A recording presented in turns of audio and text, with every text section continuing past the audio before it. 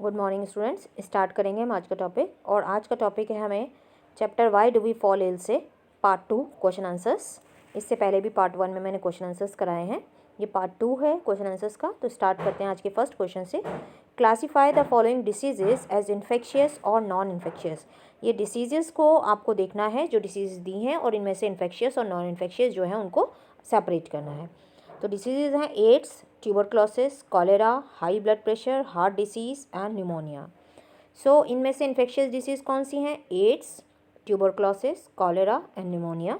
Infectious मतलब जो कि कम्युनिकेट हो जाती हैं, यानी कम्युनिकेबल डिसीजेस जो पैथोजेंस के थ्रू ट्रांसमिट होती हैं, ठीक है। नॉन इन्फेक्शियस कौन कौन सी हैं? High blood pressure, heart disease और कैंसर, जो कम्युनिकेट नहीं होती हैं, ठीक है। Next question, name the organ into which malaria parasite enter after mosquito bite. तो पहला क्वेश्चन है कि कौन सा ऑर्गन है जिसमें मलेरिया पैरासाइट मॉस्किटो जब बाइट करती है, एनोफ्लीज जब बाइट करती है, तो जो मलेरिया पैरासाइट है यानी जो प्लाज्मोडियम है, जो फर्स्ट कौन से ऑर्गन में एंटर करता है? तो फर्स्ट ऑर्गन है लिवर। सबसे पहले वो लिवर में जाता है, लिवर के बाद वो आरबीसी में जाता है, ठीक है। सो फर्स्ट ऑर्गन है लिवर, लिवर के बाद जाता है आरबीसी में, जहाँ पर वो हीमोग्लोबिन को रप्चर करके हीमोजॉइन बनाता है जब हमें शिवरिंग के साथ फीवर आता है। नेक्स्ट सेकेंड है इसका, give 2 examples of airborne diseases. हमें 2 एग्जाम्पल देने हैं एयरबॉर्न डिसीजेस के। So pneumonia, common cold are the example of airborne diseases. Next question, differentiate between communicable and non communicable diseases. Communicable और non communicable में आपको differentiate करना है, communicable बोलें और नॉन कम्युनिकेबल बोलें, या infectious and non infectious. So communicable diseases और infectious diseases, these diseases can be transmitted from an infected person to healthy person. ये जो डिसीज़ है ये ट्रांसमिट होती है इन्फेक्टेड पर्सन से हेल्दी पर्सन में। These are spread by microbes called pathogens. ये स्प्रेड होती है माइक्रोब्स से, जिनको हम पैथोजेंस बोलते हैं। Example, cholera, AIDS, malaria. Non communicable diseases और non infectious diseases, these disease can not be transmitted, ये ट्रांसमिट नहीं होती हैं। These are caused by internal factor, ये इंटरनल फैक्टर्स की वजह से होती हैं, लाइक डेफिशिएंसी ऑफ न्यूट्रिएंट्स, किसी न्यूट्रिएंट की डेफिशिएंसी हो, हार्मोन की मॉल फंक्शनिंग हो, उसकी वजह से होती है, यानी इंटरनल फैक्टर की वजह से होती है। जैसे डायबिटीज़ है, कैंसर है, गोइटर है। तो डायबिटीज़ क्या है? मॉल फंक्शनिंग है पेनक्रियास की, जिसकी वजह से हार्मोनल डिसबैलेंस होता है, जिससे डायबिटीज़ होती है। कैंसर है, गोइटर है, तो ये सारी नॉन कम्युनिकेबल डिसीजेज है जो इंटरनल फैक्टर की वजह से है, जो ट्रांसमिट नहीं होती। Next question, write the symptoms when following organs are targeted by microbes. आपको बताने हैं कि अगर माइक्रोब्स टारगेट करते हैं इन ऑर्गन्स को, कौन से ऑर्गन को? लंग्स को, लिवर को, ब्रेन को, तो कौन कौन से सिम्टम आते हैं? तो अगर लंग्स इफेक्टेड होता है तो कफ एंड ब्रीथलेसनेस फर्स्ट हो गया, लिवर इफेक्टेड होता है तो जॉन्डिस, और ब्रेन इफेक्टेड होता है तो हेडेक, वॉमिटिंग, फिट्स, ये सिम्टम आते हैं। Next question, what do you mean by immune system? Why is immune system essential for our health? Immune system क्या होता है और वो हमारे लिए क्यों एसेंशियल है, हमारी हेल्थ के लिए?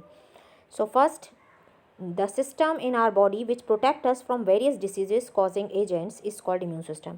वो सिस्टम हमारी बॉडी का जो हमको डिसीज़ कॉजिंग जो एजेंट्स हैं, यानी जो पैथोजेंस हैं, उनसे हमें प्रोटेक्ट करता है, उसको हम बोलते हैं इम्यून सिस्टम। क्यों एसेंशियल है? Immune system of our body is defence mechanism to fight against pathogenic microbes. ये इम्यून सिस्टम जो हमारा बॉडी का है वो डिफेंस मैकेनिज्म है जो पैथोजन से फाइट करता है। It has cells that are specialise to kill infecting microbes and keeps our body healthy. हमारे बॉडी में ऐसी बहुत सारी सेल्स हैं, जैसे फैगोसाइटिक सेल्स हैं, जिनको हम बोलते हैं फैगोसाइटिक सेल्स, यानी WBC की बहुत सारी सेल्स हैं जो इनसे लड़ती हैं, इनको मारती हैं, एंटीबॉडीज़ बनाती हैं और हमारी बॉडी को हेल्दी रखती हैं। If the bodies immune system is strong, हमारी बॉडी का इम्यून सिस्टम स्ट्रॉन्ग होगा, it can easily fight pathogens keeping us healthy. ये पैथोजेंस के साथ फाइट करेंगी और हमको हेल्दी रखेंगी, ठीक है। Next question, who discovered vaccine for the first time? किसने वैक्सीन को पहले डिस्कवर किया first time? Name 2 diseases which can be prevented by using vaccine. 2 disease के नाम बताने हैं जिसके अगेंस्ट हम वैक्सीन लेते हैं, जो वैक्सीन से प्रिवेंट हो गई हैं। सबसे पहले किसने डिस्कवर किया? Edward Jenner discovered vaccine for the first time. Edward Jenner ने डिस्कवर किया वैक्सीन को। और कौन सी 2 डिसीज़ हैं जो वैक्सीन की वजह से जो इनको हम प्रिवेंट करा सकते हैं? Small pox and polio can be prevented by using vaccines. आजकल पूरा पोलियो इरेडिकेट हो गया है, स्मॉल पॉक्स भी, तो वैक्सीन्स की वजह से हम इन डिसीज़ पे कंट्रोल कर पाए। Next question, what are vectors? Name the vector of malaria, क्या होते हैं वेक्टर, मलेरिया के वेक्टर का नाम बताना है। Name any 3 disease transmitted through vector, और 3 डिसीज़ के नाम बताने हैं जिनमें वेक्टर जो है वो मेन रोल प्ले करता है, यानी डिसीज़ ट्रांसमिट करता है। तो वेक्टर्स क्या हैं, the organism that act as a intermediary and carry the infectious agent from sick person to a potential host are called vectors। वो ऑर्गेनिज्म हैं यानी कैरियर हैं, इंटरमीडियरी हैं, जो इन्फेक्शियस एजेंट को सिक पर्सन से पोटेंशियल होस्ट यानी हेल्दी पर्सन के पास ट्रांसमिट करता है। जैसे हमने मलेरिया के केस में देखा कि मलेरिया ट्रांसमिट करती है एनोफिलीज। तो एनोफिलीज पहले अगर किसी ऐसे पर्सन को बाइट किया है जिसको मलेरिया है, तो उसके बॉडी में क्या आ जाएगा, जो इन्फेक्शियस एजेंट, और जब वो हेल्दी पर्सन को बाइट करेगी तो उसमें डाल देगी, तो उस पर्सन को भी मलेरिया हो जाएगा। सो ये इंटरमीडियरी या कैरियर्स हैं जो इन्फेक्शियस एजेंट को सिक पर्सन से हेल्दी पर्सन में ट्रांसमिट कराते हैं, उनको हम बोलते हैं वेक्टर्स। तो मलेरिया को कौन ट्रांसमिट करता है, female anopheles mosquito.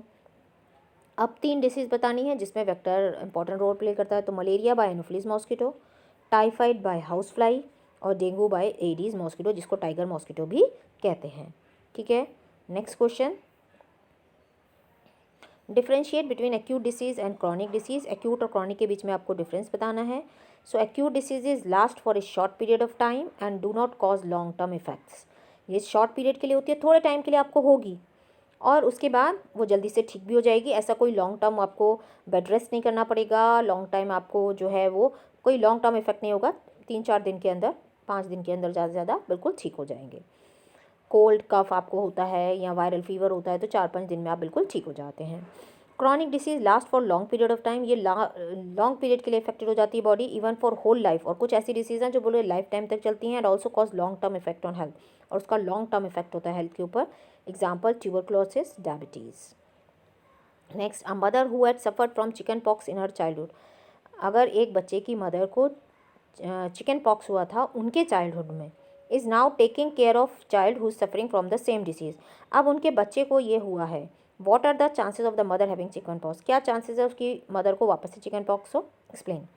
The chances of mother having chicken pox are nil because she became immune to the disease. आपको पता है कि अगर एक बार डिसीज़ हो आती है, कोई पैथोजन अटैक करता है, तो उसके अगेंस्ट हमारी बॉडी एंटीबॉडीज़ बना लेती हैं और उनके मेमोरी में आ जाता है वो। और सेकेंड टाइम जब वो पैथोजन अटैक करता है तो वो उसको दुगनी तेज़ी से उसको मारेगा और आपकी बॉडी को प्रोटेक्ट कराएगा। तो इसलिए एक बार जब उनको इन्फेक्शन हो गया है तो एंटीबॉडीज़ बन गई, सेकेंड टाइम जब वो पैथोजन उसको अटैक करने आ रहा है तो उनको वो डिसीज़ नहीं होगी।